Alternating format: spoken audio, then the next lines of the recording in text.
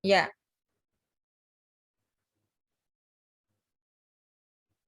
kita bicara tentang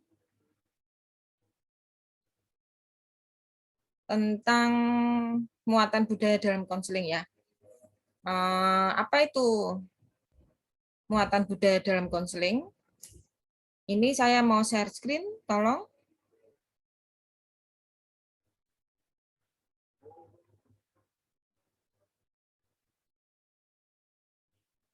Silahkan Mas untuk ditampilkan PowerPoint-nya atau Bu Novi langsung boleh. Oh ya, siap.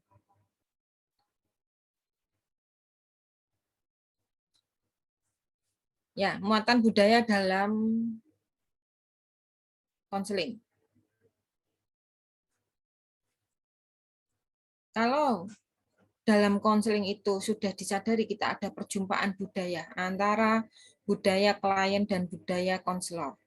Sekarang kira-kira muatan budaya dalam konseling itu apa? Tadi sudah dijawab dengan contoh bahwa mahasiswa jurusan BK diajari tentang bagaimana menciptakan raport atau hubungan yang kondusif dengan kliennya, antara lain melalui penataan lingkungan konselingnya dan memahami bahasa nonverbal dalam konseling.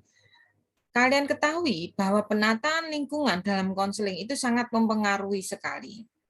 Ya, dari tempat duduknya, dari cahaya lampu, ya, tempat duduknya seperti apa?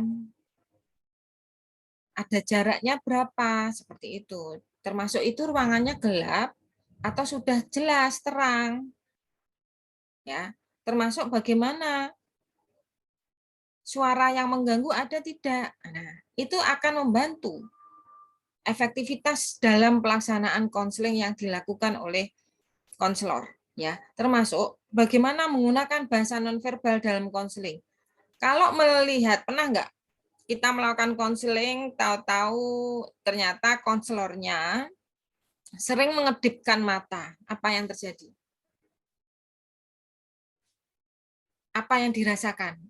Ini konselornya kenapa dari tadi kedip mata terus ya? Perilaku budaya itu akan muncul juga kan dari bahasa nonverbal itu. Kira-kira apa? Yang dirasakan oleh klien nyaman nggak? Sangat tidak nyaman dan akan terganggu. Apalagi jika konselornya laki-laki dan kliennya perempuan. Ya. Atau sama-sama jenis kelamin yang sama-sama konselor laki-laki ketemu klien laki-laki, bapaknya hari tadi kedip-kedip terus, ada apa ini gitu.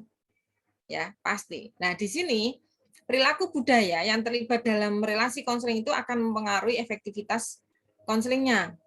Bagaimana dalam menjalin hubungan raport itu, bagaimana penataan lingkungannya, termasuk bagaimana gerakan nonverbal kita. Apakah kita seringkali menunjukkan pensil atau apa ya di depan klien kita, itu juga akan mempengaruhi. Dan itu akan nggak nyaman. Karena apa? Fokusnya menuju ke perilaku yang muncul dari kita itu. Dan bahasa nonverbal itu sangat kental bermuatan budaya. Orang Jawa dengan ada yang mengedipkan mata yang terlalu sering, itu artinya apa kira-kira? Biasanya kalau orang ngedipkan mata ting ting ting gitu artinya apa? Genit. Genit. Menggoda.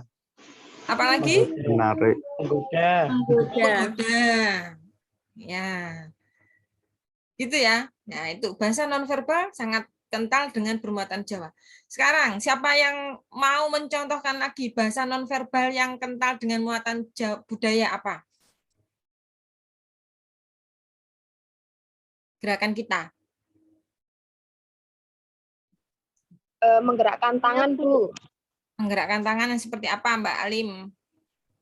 Seperti kayak gini, bicara pakai kode tangan. Itu kan kalau enggak tahu arti dari kata tersebut kan bisa mempengaruhi. Contohnya, gini kan cinta, tapi juga bisa menimbulkan kata oke gitu. Oh, ya. Ya, betul. Oke. Ya, ini masih bagus ya.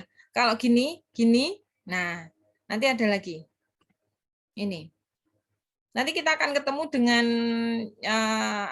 kode-kode yang lain ya. Jadi ini ada ekspresi budaya, peranan bahasa nonverbalnya termasuk batas jarak untuk komunikasi, termasuk bahasa isyarat badan, muka, mata, ya itu. Itu kalau kinestetik, kinesik ya. Terus krononemik ini persepsi tentang waktu. Ingat ya, kalau kita sering melihat jam, pas konseling sering kali lihat tangan, lihat jam, itu juga termasuk mempengaruhi. Nanti nggak nyaman juga itu klien, ya. Atau kita terlalu nada bicara kita yang terlalu tinggi. Nah, arti diam kita juga tahu, kita diam itu ada artinya apa. Sentuhan fisik itu juga mempengaruhi ekspresi budaya. Sentuhan fisik tidak semuanya bisa disentuh secara fisik. Ada, pernah nggak ketika bersama teman ada yang kalau pas ngobrol itu suka menyentuh, itu pernah enggak? Ada yang nyaman atau ada yang merasa nggak nyaman? Nah, itu pasti akan merasakan hal itu juga kalau klien ketika konselornya sering kali mungkin memegang pundaknya atau apa. Itu sesekali boleh, tapi kalau keseringan enggak bagus. Olfaktik, komunikasi melalui indera penciuman. Ya, gimana ini contohnya komunikasi melalui indera penciuman? Komunikasinya melalui indera penciuman ini apa ini ya gitu kan, itu akhirnya akan mempengaruhi. Isyarat mata, kode, isyarat mata itu sangat bisa berbicara ya. Dalam konseling lintas budaya, bahasa nonverbal bisa menjadi sumber kesalahan komunikasi. Atau justru mungkin memperlancar bila dipahaminya dengan baik. Ya, jadi ada sisi kebalikannya. Kadang-kadang kita butuh ditambah dengan bahasa nonverbal, tetapi ketika itu salah akan merusak komunikasi itu. Tetapi jika dipahami dengan baik, bagus ya, ada support.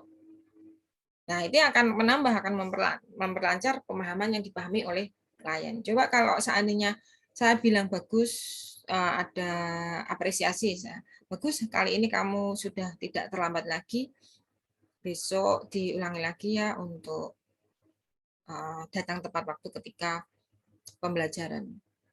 Itu dibandingkan dengan bagus, selamat, hari ini nggak terlambat, besok bisa lebih bagus lagi, bisa lebih semangat lagi, menjalani aktivitas sehari-hari.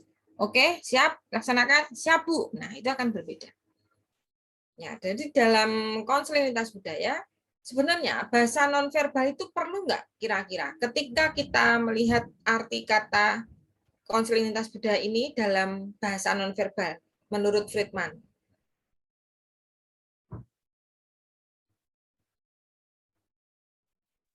Perlu.